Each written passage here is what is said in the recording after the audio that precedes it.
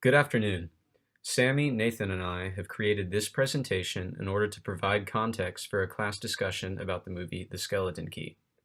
Here we will go into traditional aspects of the Haitian Vodou religion, as well as how misrepresentations by Westerners and Europeans has led to the so-called imagined religion of Voodoo. There are specific examples in The Skeleton Key that point back to these distortions we will bring up. Vodou, meaning spirit or deity, is a religion brought to Haiti by African slaves. It is a monotheistic religion with a distant god that is thought to be unreachable, so followers of Vodou pray to various loas similar to Catholic saints, depending on what they need or desire at a given time.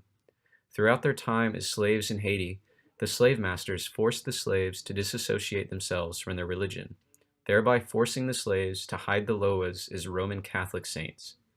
Modern-day Vodou now encompasses African, Indian, and European ancestors, becoming a truly Creole religion. Vodou values are centered around honor and respect to God, spirits, family, and oneself. In order to properly practice Vodou, a person must have a relationship with the elders of his or her community, as rituals are done with many and follow the central value of love and support within the family.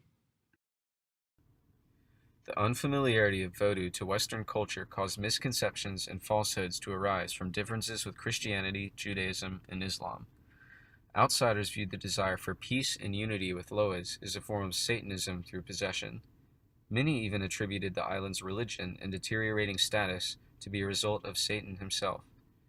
Moving toward the 20th century, false narratives such as Haiti or the Black Republic by Sir St. John Spencer spread lies about gruesome practices such as cannibalism and painted the Haitians as barbarians.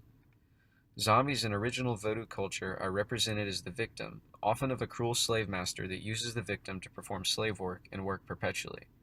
Despite that this is a non-essential and non-formal aspect of practicing the faith, the idea of zombies resonated with tourists and ethnographers, and eventually Hollywood. The type of distortion that we see more commonly today is the marketing of religious items and symbols in places such as New Orleans. Businesses were quick to attempt to turn a profit off of tourist misconception of the religion, and even seemingly professional organizations such as the New Orleans Historic Voodoo Museum. The growing false beliefs about voodoo are an example of how what is unknown and misunderstood is much more easily slandered, especially since the inception of these falsehoods began through racism and xenophobia. The distortions we just mentioned are also apparent in The Skeleton Key.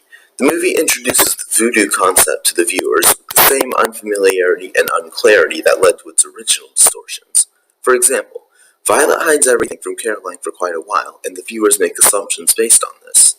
There is also the moment when Caroline makes a visit to a voodoo peddler/priestess in New Orleans, reflecting the eventual commercialization of the religion in America. Likewise, when Caroline is in the attic, most depictions of the voodoo-related objects are obscene things such as body parts, and have strong notions of evil resurrection, appealing to the horror aspect of the film. Towards the end of the film, the zombie aspect is made to be the crux of the voodoo evil in the story, although traditional voodoo religion does not place emphasis on this practice. The twist at the end of the film reinforces that the two black servants were the force of evil throughout the whole movie, yet this evil intent is not the purpose of any traditionally practiced voodoo. Now we will turn over the subject to you.